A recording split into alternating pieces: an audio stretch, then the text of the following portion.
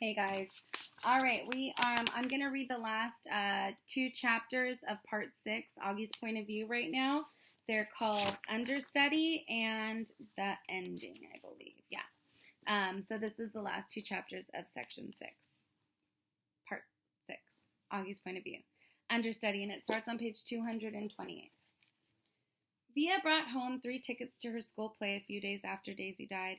We never mentioned the fight we had over dinner again. On the night of the play, right before she and Justin were leaving to get to their school early, she gave me a big hug and told me she loved me and she was proud to be my sister. This was the first time in Via's new school. This was my first time in Via's new school. It was much bigger than her old school and 1,000 times bigger than my school. More hallways, more room for people. The only really bad thing about my bionic Labatt hearing aid was the fact that I couldn't wear a baseball cap anymore. In situations like these, baseball caps came in really handy. Sometimes I wish I could still get away with wearing that old astronaut helmet I used to wear when I was little. Believe it or not, people would think seeing a kid in an astronaut helmet was a lot less weird than seeing my face. Anyway, I kept my head down as I walked right behind Mom through the long, bright hallways. We followed the crowd to the auditorium, where students handed out programs in the front and at the front entrance. We found seats in the 5th row close to the middle. As soon as we sat down, Mom started looking inside her pocketbook. I can't believe I forgot my glasses, she said. Dad shook his head. Mom is always forgetting her glasses or her keys or something or other. She's flaky that way. You want to move closer? Said Dad. Mom squinted at the stage. No, I could see okay. Speak now or forever hold your peace, said Dad.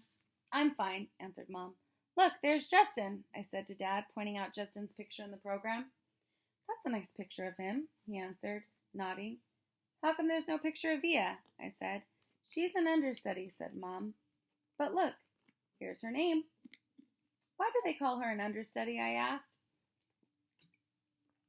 Wow, look at Miranda's picture, said Mom. I don't think I would have recognized her. Why do they call it an understudy? I repeated. It's what they call someone who replaces an actor if he can't perform for some reason, answered Mom. Did you hear Martin's getting married or getting remarried? Dad said to Mom. Are you kidding me? Mom answered like she was surprised. Who's Martin? I asked. Miranda's father, Mom answered. And then to Dad, who told you?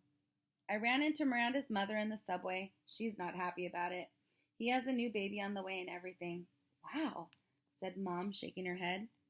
What are you guys talking about? I said. Nothing, answered Dad. But why do they call it an understudy? I said. I don't know, Auggie. Oh, I don't know, Auggie Doggie, Dad answered. Maybe because the actors kind of study under the main actors or something. I really don't know. I was going to say something else, but the lights went down. The audience got very quiet quickly. Daddy, can you please not call me Auggie Doggie anymore? I whispered in Dad's ears. Dad smiled and nodded and gave me a thumbs up. The play started. The curtain opened. The stage was completely empty except for Justin, who was sitting on an old rickety chair tuning his fiddle. He was wearing an old-fashioned type of suit and a straw hat. This play is called Our Town, he said to the audience. It is written by Thornton Wilder, produced and directed by Philip Davenport.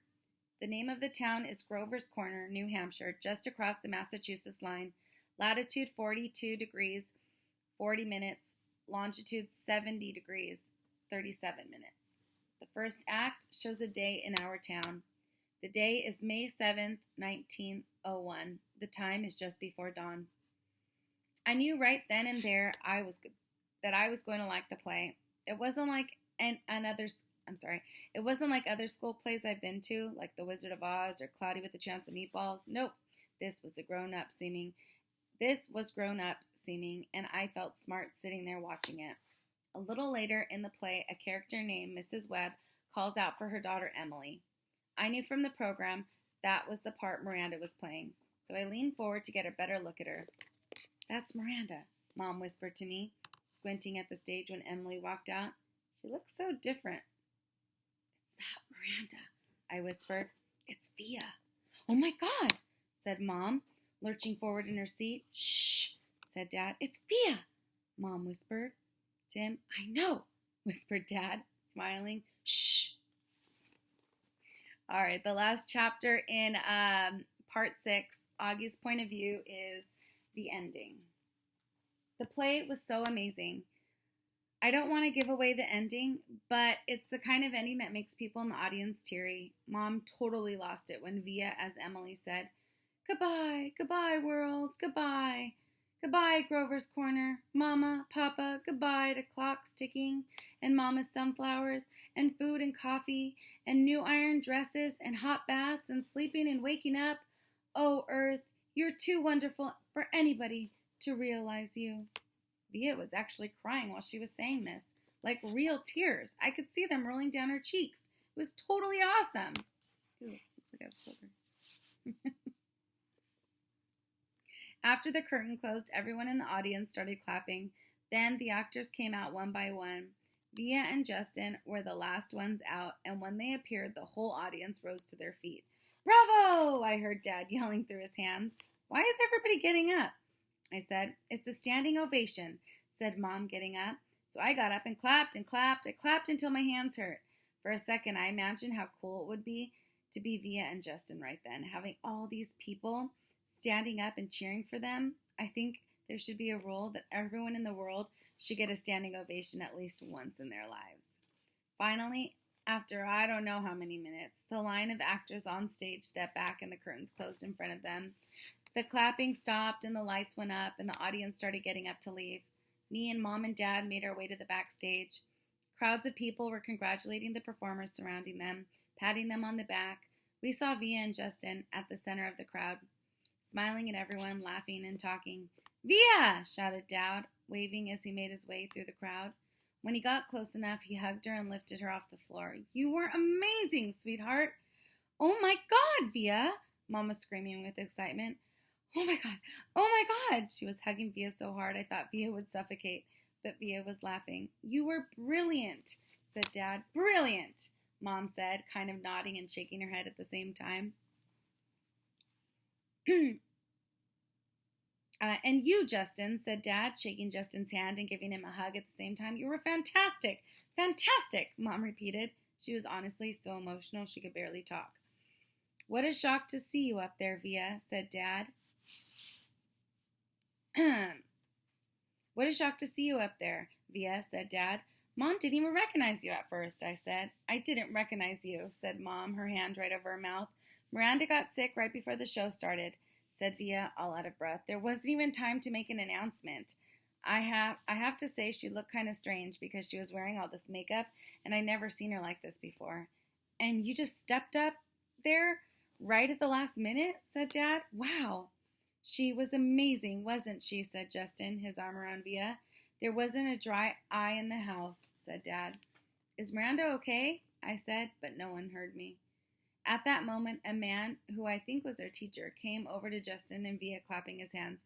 "Bravo! Bravo, Olivia and Justin!" He kissed Via on both cheeks. "I flubbed a couple of lines," said Via, shaking her head. "But you got through it," said the man, smiling ear to ear. "Mr. Davenport, these are my parents," said Via. "You must be so proud of your girl," he said, shaking their hands with both his hands. "We are." "And this is my little brother, August," said Via. He looked like he was about to say something, but suddenly froze when he looked at me. "Mr. D," said Justin, pulling him by the arm. "Come meet my mom."